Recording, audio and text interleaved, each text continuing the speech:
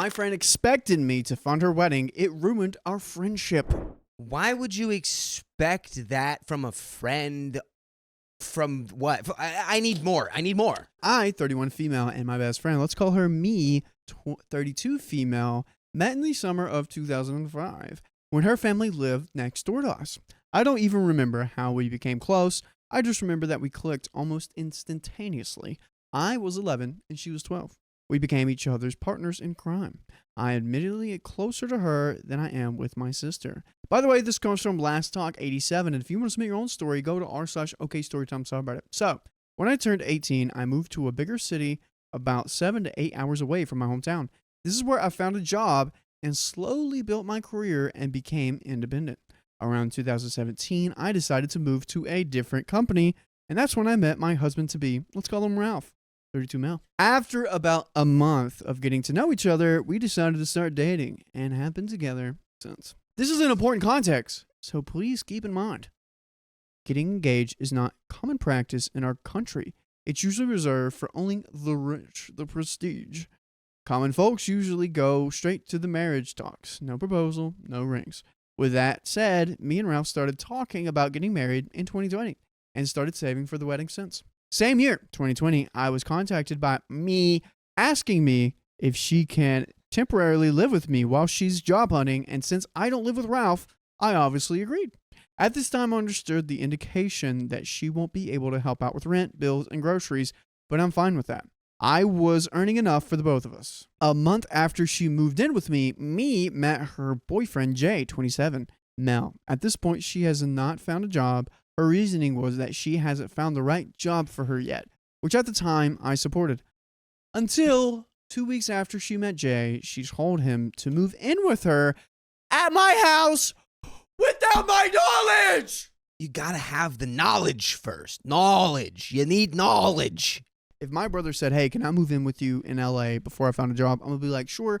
You have exactly 7 days, 160 hours before you find a job that you can stay here. That's what I'm telling that I mean, honestly, in LA, you can find a job in a week. It's probably not going to be a job you like or a job you want to keep for very long, but you can definitely find a job out here in a week. Yeah, there's jobs. Jobs exist, everyone. Imagine my surprise when one day I got home from work only to see some random guy in the living room in his boxers sitting on my couch out eating my favorite snacks while watching TV. I threw my bag and my shoes at him, shouting, "Tell him to get out of my house!" Startled, me emerged from the kitchen, looked at me, and then laughed while introducing Jay to me as if nothing strange was happening. I pulled her into my room, asked what the heck was happening. She just said that his boutique business went down due to the vid, and he has nowhere else to go, so she invited to live with her. Mind you, they've known each other for 2 weeks at this point. Okay, that's unhinged behavior. I can't wrap my head around this and tried to reason with her, but since I immediately was a people pleaser, can't say no, she was able to convince me to let them stay in my basement. What are we talking about? This is not like a stray cat that they found. This is a grown human being. So now your salary has to feed 3. The same basement I renovated as my library/movie room, my most favorite part of my house. And yes, you guessed it right, they lived with me rent-free. And since both of them are unemployed, they can't seem to contribute for bills and groceries. Ha ha ha. At that time, I just thought that I was helping her. But since I'm earning more, it's no big deal. Sadly, this just caused more arguments between me and Ralph, to the point that I had to sit me down to talk to her about the situation. She started taking gigs. Jay remained unemployed, and she was able to contribute to at least 1/4 of the bills and groceries. Still rent-free, but at least she's starting to contribute. That's what I thought! As me was too picky. She don't last in whatever job she got, so it came to a point where she only gives me that 1/4 contribution once every 3 to 4 months. All right. Okay. Stop it. Stop being a chronic people pleaser. Stop with your CPP. I even tried offering them a job at the company I work at, cleaning crew, and pays good. But they declined, giving excuses that the job is not right for them or whatever. This lasted for 4 years. Oh my God. What? I get helping family. Was that random guy there for 4 years? When did the random guy leave? First of all. Second of all, what is it? But the job wasn't right for me. Any job that pays you money that you can pay me, that you owe me, is a good job for you. Me and Jay decided to go back to me and Me's whole clown, stating that there's no work for them there. Jay was there the whole time. Did they start dating? They were dating? There's a lot. They're just too picky. After they left, Ralph and I started to talk about our wedding plans again. At this time, he and I still don't live together. As I mentioned, we started saving in 2020 and had our plans to get married postponed twice, 23 to 24. After almost 8 years and multiple family dramas, we decided to finally tie the knot this year. As we saved a significant amount of money these past 4 years, for reference, Ralph and I both worked in marketing and earned 6 digits. We decided to make our wedding grand. By December of 2024, we've selected a wedding planner, coordinator, found a beautiful church and venue for the ceremony and reception, and are currently in talks with suppliers and vendors. By January of this year, we started asking people to be a part of our entourage. No one else knows about our wedding outside the entourage, as we haven't announced it yet. I call me personally and ask her to be my bridesmaid. My sister is my maid of honor, and she agreed. She sounded genuinely happy over the phone. However, a week after my call with her, she posted on her Facebook account that she and Jay are getting married on April 2025. Remembered when I mentioned that engagement and proposals are not common? Our common friends congratulated her without asking when and how they got engaged. The thing is, I did not know about it either. If not for the post, I wouldn't even be aware that they are also planning to get married. I called to congratulate her, asking about it, and she just said that it just happened. Oh, it just happened. Jay was saving up money and just so happened to have a ring. It just happened. You know, we felt we were in the right place to do it after we mooched in someone's basement, essentially, for 4 years. And I don't know, did they ever get jobs? They had to have, right? I'm going crazy over here. I don't mind getting married on the same year as her since the month and date are different. I even asked her if she wants to stay in my bridal party or if she wants to be a guest instead, in which she reassured me that she still wants to be my bridesmaid. It is worth mentioning that our entourage won't be spending a penny for our wedding, as we decided to cover everything, from dresses, hair, and makeup, etc. Well, hey, at least you're not bitter about the extra money you could have saved if you had been properly charging rent for 4 years for 2 people. Dude, 2 people, willingly sharing extra space with 2 more people who aren't paying you money, Around the 4th week of January, me and Ralph started our plans, including the budget to our entourage, which surprised them. Us and our group of friends are from the middle-class families, so their surprise is understandable. I made sure to let them know that we saved for 4 years for this wedding, and we want to make it as grand as we can. Unfortunately, this did not set well with me. Meh. Are we going to call him meh? Yeah. She called me one day asking why I am trying to upstage her and why I am ruining her wedding. I reminded her that she did not mention anything about her getting married, and I just learned about it from her Facebook. She then started to say comments about us spending too much on our wedding when it will be only for a day. Big facts, though. I'm going to agree there. Big facts. Saying how it'll be better if I spend some of our budget for her wedding instead. Oh my God! Everyone, Dakota has left the building. I was flabbergasted. The way she said things made me think that she just saw me as a piggy bank. That she is entitled to my money. What's worse, she demanded that I postpone my wedding, saying that another postponement on our wedding won't make a difference since our wedding was already postponed twice anyways. She started seeing red. She knows the reasons why we postponed. She knows how miserable me and Ralph were when our initial wedding plans got postponed. She said that the audacity to demand that, she did not even ask. She demanded it. To top it off, she said she'll make use of the venue, flowers, catering, and other wedding stuff we already paid for. To think, we are getting married in the city we currently live in, while they're just getting married in our hometown. Clearly, is like way out of line here, but I wonder where they got the idea that you'd be willing to pay them money. Would it potentially be the 4 years you essentially paid for them to live with you? Just a thought. I lost it. I don't like confrontation, but the devil inside me awoke at that time. I told her everything about how I felt ever since she let Jay stay at my place without consulting me first, to how I covered for their rent, bills, and grocery, to how she changed after meeting Jay. I let it all out to the point that I was sobbing. I realized how hurt I was and how I've been holding it in for the last 4 years. They've stayed at my place. She just stayed silent, then hung up on me. I haven't heard back from her, so yeah, I chose to proceed with my wedding over my best friend of 20 years. I guess I don't have a best friend anymore. P.S. I forgot to mention that me talked to our common friends about trying to upstage me and ruin her wedding. Since me posted about her wedding first, they believed her, and I've lost more friends. Ooh.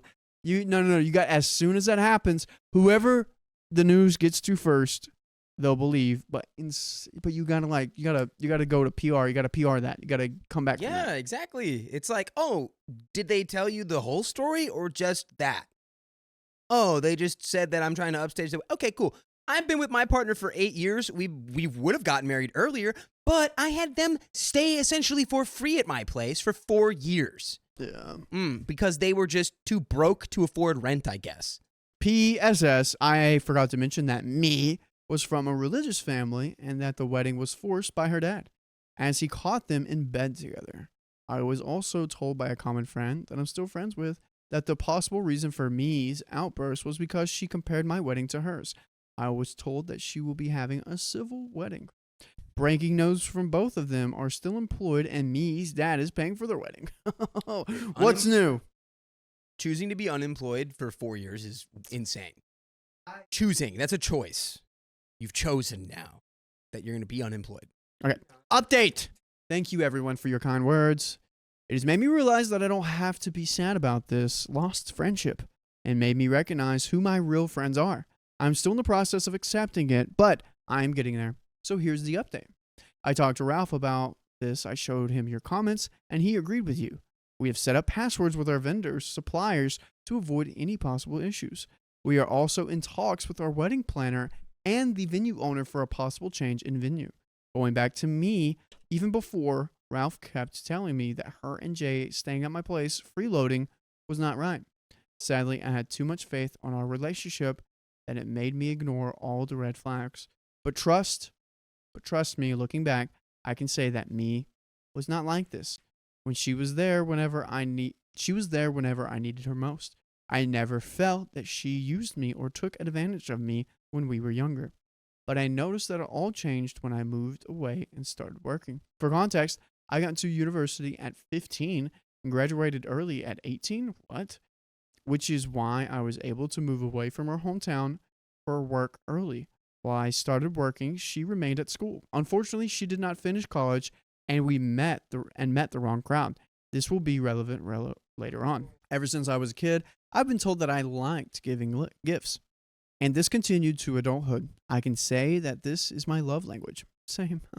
This is why whenever I was on vacation to our hometown, I always bring my friends gifts, like skincare, clothes, and food delicacies.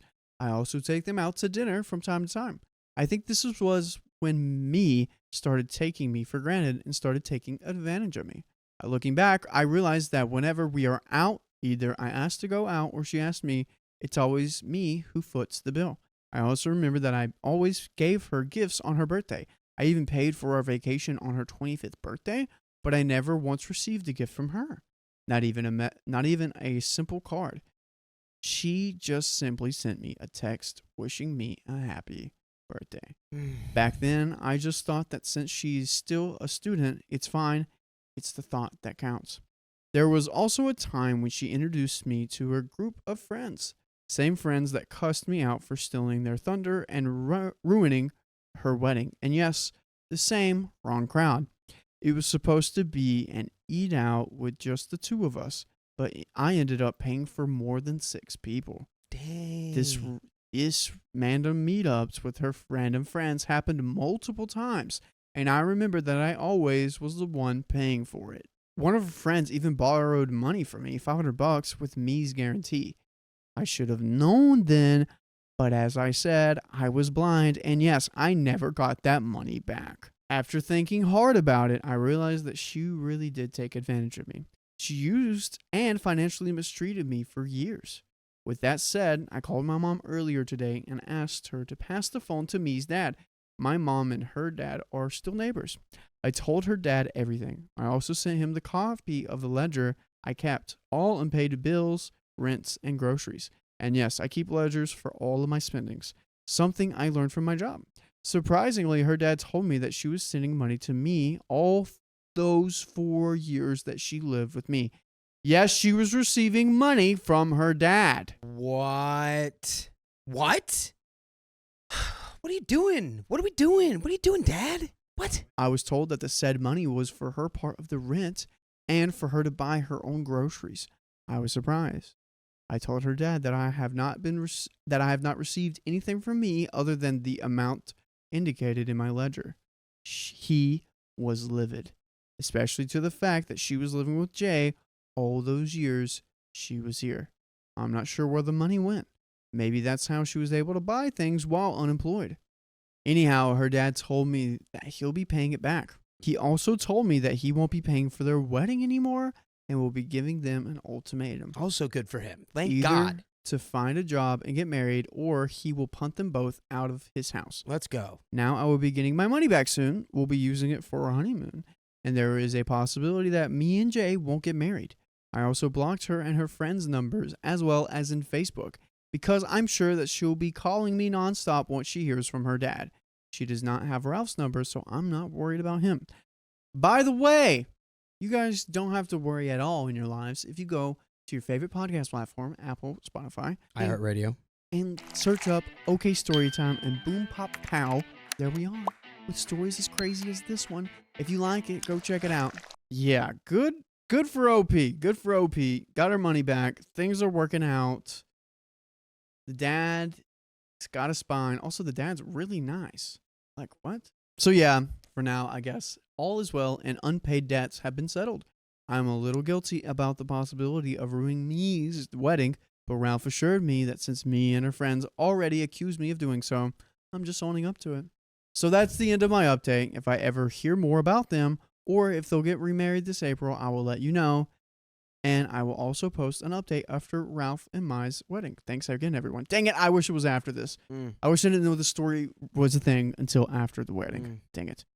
But dude, that was a story. Wow. I mean, OP, I think you really need to focus on not worrying about everyone else's stuff. Or anyone else's stuff, but yours. Yeah. Like, take responsibility for your life and your actions. You're not ruining anyone's wedding. Oh yeah, no, you're good. They ruined it by being liars. Yeah. And essentially stealing from May's father. Mm-hmm. Yeah, that's not on you.